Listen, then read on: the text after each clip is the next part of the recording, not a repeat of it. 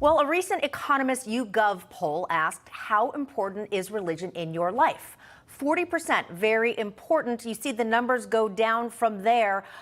So less than half of those in that poll saying that religious is not very important in their lives. And our next guest is on a mission to change that. He's the author and actor, let me try that again, actor and author of the book As You Grow, Kirk Cameron. Kirk, we love having you on the show. So happy to have you back with us. Your reaction when you heard these statistics, based on what you've been telling us, you're probably not surprised. Well, what we know from those of us within the family of faith, from personal experience, and what we know from history throughout the world is that Christian faith and morality is the absolute lifeblood of the American Republic. It is the foundational principles this nation was built upon. So, of course, people understand that true religion, as I was put it, is critically important. Without it, America doesn't work. There's too much freedom for people to do the wrong thing without moral integrity, which can only be sustained with a genuine relationship with our Maker. He's the one that changes our heart. That's not an outside job. It happens on the inside by the Spirit of God. That's why true religion and faith is so critically important. Yeah, and without it, we see lawlessness and chaos in society like we're seeing all over in our streets.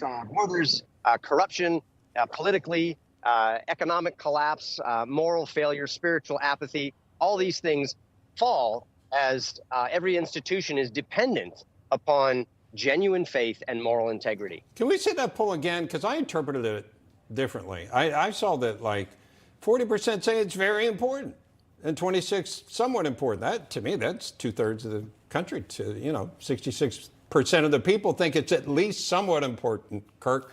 Also, your tour has scheduled taking you all over the country.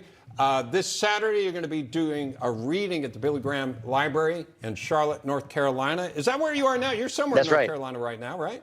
That's where I am right now. I'm in Charlotte, North Carolina at the Billy Graham Library. This is just such a beautiful spot.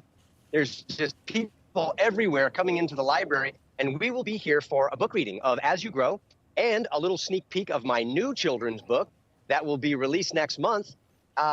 And we'll be reading it on Saturday. We're inviting everybody to come. This is a library that's open to the public.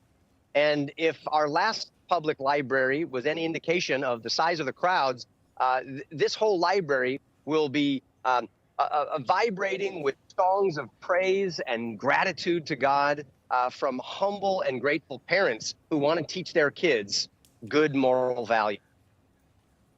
Kirk, and before we let you go, I have to ask about these very popular campfire revival live streams that you have been doing. I was reading a little bit about those. Tell us about that before we have to say goodbye.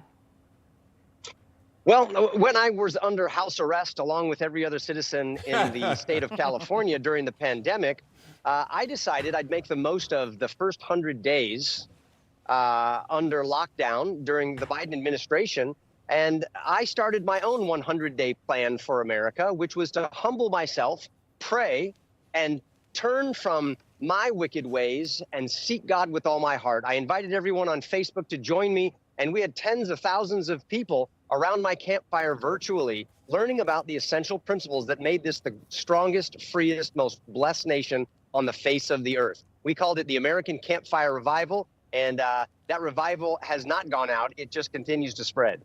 All right. We really appreciate that. Kirk Cameron, thank you so much. All right. God bless you guys. Thank you.